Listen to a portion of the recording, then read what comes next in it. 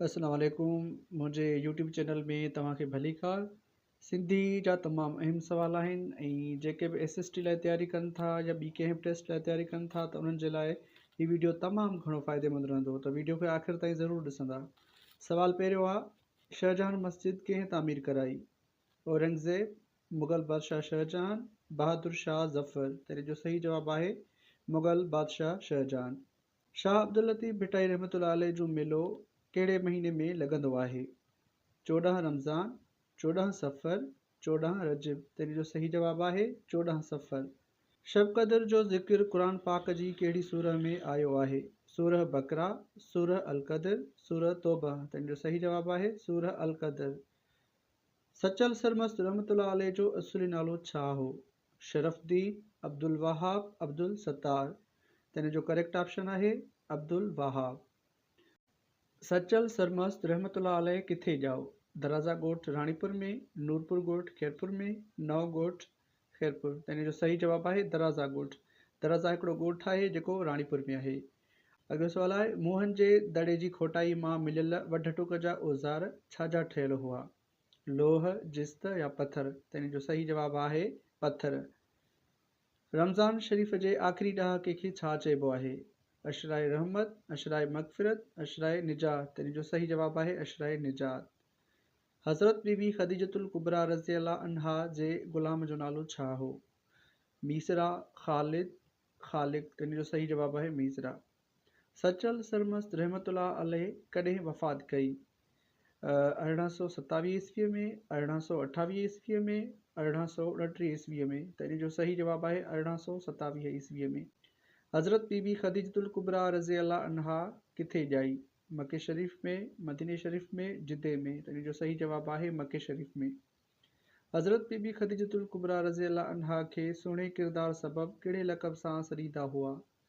ताहिरा, ज़ीनत, ईमान। त हिन जो सही जवाबु आहे ताहिरा। सचल सरमस्त रहमतुल्लाह अलैह कॾहिं ॼाओ? 1738 ईस्वीअ में, 1739 ईस्वीअ में, 1740 ईस्वीअ में। त हिन जो सही जवाबु आहे 1739 ईस्वीअ में।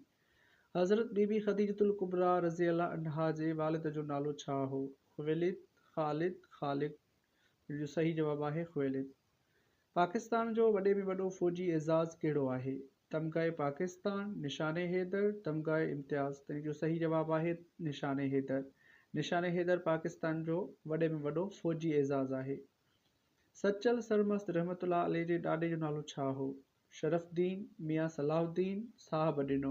त हिन जो सही जवाबु आहे साहब ॾिनो। शहीद राशिद मिनास नंढपिण में कहिड़ा मॉडल गॾु कंदो हो? रेल जा, जहाज़ जा, ॿेड़ी जा। त हिन जो सही जवाबु आहे जहाज़ जा। शहीद राशिद मिनास वतन जे कहिड़े गद्दार खे नाकाम बणायो? ऑप्शन आहिनि मुतीउर रहमान खे, अब्दुर रहमान खे, रहमान ख़ान खे। हिन जो करेक्ट ऑप्शन आहे मुतीउर रहमान खे। शहीद राशिद मिनास कॾहिं शहीद थियो? 20 अगस्त 1981 ईस्वीअ में, 20 अगस्त 1982 ईस्वीअ में, 20 अगस्त 1983 ईस्वीअ में। त हिन जो करेक्ट ऑप्शन आहे 20 अगस्त 1981 ईस्वीअ में। शहीद राशिद मिनास खे कहिड़ो क़ौमी तमग़ो ॾिनो वियो? तमग़ाए इम्तियाज़, निशाने हैदर, तमग़ाए ख़िदमत। त हिन जो सही जवाबु आहे निशाने हैदर। रमज़ान शरीफ़ इस्लामी कैलेंडर जो कहिड़ो महीनो आहे? 7, 8, 9। त हिन जो सही जवाबु आहे 9। सचल सरमस्त रहमतुल्लाह अलैह जे वालिद जो नालो छा हो? शरफ़ुद्दीन, मियां सलाहुद्दीन, अब्दुल सत्तार। त हिन जो सही जवाबु आहे मियां सलाहुद्दीन।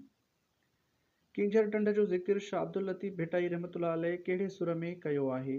सुर कलियाण, सुर कामोट, सुर सारंग। त हिन जो सही जवाबु आहे सुर कामोट। आमतौर मुसलमान शब क़द्र रमज़ान महीने जी कहिड़ी तारीख़ ते मल्हाईंदा आहिनि?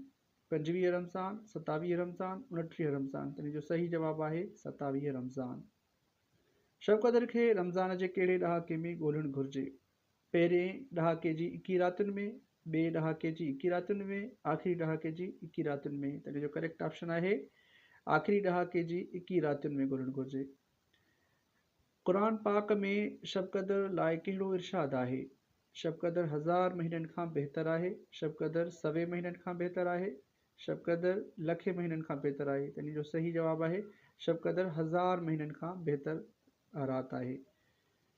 क़ुरान पाक खे अल्लाह ताला कहिड़ी रात में नाज़ुल कयो? 14 रमज़ान, 25 रमज़ान, 27 रमज़ान। त इन जो करेक्ट ऑप्शन आहे 27 रमज़ान। शाहजहान मस्जिद किथे वाक़िअ आहे? ठट्टे में, हैदराबाद में, कराची में। सही जवाब आहे ठट्टे में। मर्दन में नबी करीम सल्लल्लाहु अलैहि वसल्लम जन ते सभ खां पहिरीं ईमान कंहिं आंदो? जो सही जवाब आहे हज़रत अबू बकर सिद्दीक़ रज़ी अल्लाह अन्हु।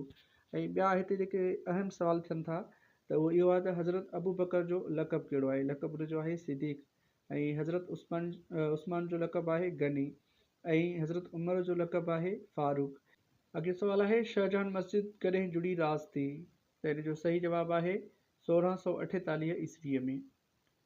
शाहजहान मस्जिद जी अॾावत लाइ चिटसालीअ वारियूं सिरूं किथे जे काशीगरनि ठाहियूं हुयूं? त इन जो सही जवाब आहे ठट्टे जे काशीगरनि। सचल सरमस्त रहमतुल्लाह अलैहि जो मेलो कहिड़े महीने में लॻंदो आहे? 14 रमज़ान, 14 सफ़र, 14 रजब। त इन जो सही जवाब आहे 14 रमज़ान। कहिड़े रुमानवी किसे जो तालिक़ किंजर ढंढ सां आहे? उमर मौरी, नूरी जाम तमाची, सुहिणी मेहार। त इन जो सही जवाब आहे नूरी जाम तमाची। शाहजहान मस्जिद में केतिरा गुंबज़ आहिनि? 100 गुंबज़, 101 गुंबज़, 102 गुंबज़। त इन जो सही जवाब आहे 101 गुंबज़ आहिनि। ॿारनि में नबी करीम सल्लल्लाहु अलैहि वसल्लम जन ते सभ खां पहिरीं ईमान कंहिं आंदो? त इन जो करेक्ट ऑप्शन आहे हज़रत अली रज़ी अल्लाह अन्हु। सचल सरमस्त रहमतुल्लाह अलैहि लाइ आशकारा लक़ब कहिड़ी ॿोलीअ मां वरितल आहे? सिंधी, फ़ारसी। त इन जो करेक्ट ऑप्शन आहे फ़ारसी। हज़रत सुलेमान फ़ारसी केतिरी उमिरि में वफ़ात कई? 80 साल, 70 साल, 60 साल। त इन जो सही जवाब आहे 80 साल। यानी हज़रत सुलेमान फ़ारसी जॾहिं 80 साल जो तॾहिं हिननि वफ़ात कई। हज़रत बीबी ख़दीजतुल कुबरा रज़ी अल्लाह अन्हा जी नबी करीम सल्लल्लाहु अलैहि वसल्लम सां शादी करण वक़्तु केतिरी उमिरि हुई? 25 साल, 40 साल, 35 साल। त इन जो करेक्ट ऑप्शन आहे 40 साल। औरतुनि में नबी करीम सल्लल्लाहु अलैहि वसल्लम जन ते सभ खां पहिरीं ईमान कंहिं आंदो? हज़रत बीबी हाजरा, हज़रत बीबी ख़दीजतुल कुबरा, हज़रत बीबी हलीमा। त इन जो करेक्ट ऑप्शन आहे हज़रत बीबी ख़दीजतुल कुबरा। पाण सॻोरन सल्लल्लाहु अलैहि वसल्लम जन आख़िरी हज कहिड़े हिजरी सन में करणु फरमायो? 9, 10, 11। त इन जो सही जवाब आहे 10 हिजरी। यानी पाण करीम सल्लल्लाहु अलैहि वसल्लम जन आख़िरी हज जंहिंखे हजतुल विदा बि चवंदा आहिनि उहो 10 हिजरीअ में करणु फरमायो। हज़रत सुलेमान फ़ारसी किथां जो रहाकू हो?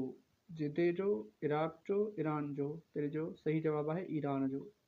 हज़रत बीबी ख़दीजतुल कुबरा रज़ी अल्लाह अन्हा केतिरे वरिहनि जी ॼमार में वफ़ात कई? इन जो करेक्ट ऑप्शन आहे 65 वरिहनि। हज़रत सुलेमान फ़ारसी कहिड़े सन हिजरीअ में वफ़ात कई? 35 हिजरीअ में, 36 हिजरीअ में, 37 हिजरीअ में। त इन जो सही जवाब आहे 37 हिजरीअ में। हज़रत बीबी ख़दीजतुल कुबरा रज़ी अल्लाह अन्हा सां शादी करण वक़्तु नबी करीम सल्लल्लाहु अलैहि वसल्लम जी उमिरि केतिरी हुई? 25 साल, 40 साल, 35 साल। त इन जो सही जवाब आहे 25 साल। सिंध जी कहिड़ी सुरमी जी क़बर किंजर ढंढ में आहे? मारी जी, नूरी जी, सुहिणीअ जी। त इन जो सही जवाब आहे नूरी जी। नूरी जाम तमाची जो किस्सो तव्हां ॿुधो हूंदो, उन नूरीअ जी क़बर किंजर ढंढ में आहे। ठीकु आहे, उमेदु आहे तव्हांखे लेक्चर पसंदि आयो हूंदो। अगरि चैनल ते नवां आहियो या वीडियो तव्हांखे पसंदि आयो आहे त चैनल खे ज़रूरु सब्सक्राइब कंदा ऐं पंहिंजी राह खां आगाह कंदा। आख़िर में तव्हां लाइ हिकु टेस्ट सवाल आहे ऐं उहो सवाल आहे त शाहजहान मस्जिद कंहिं तामीर कराई?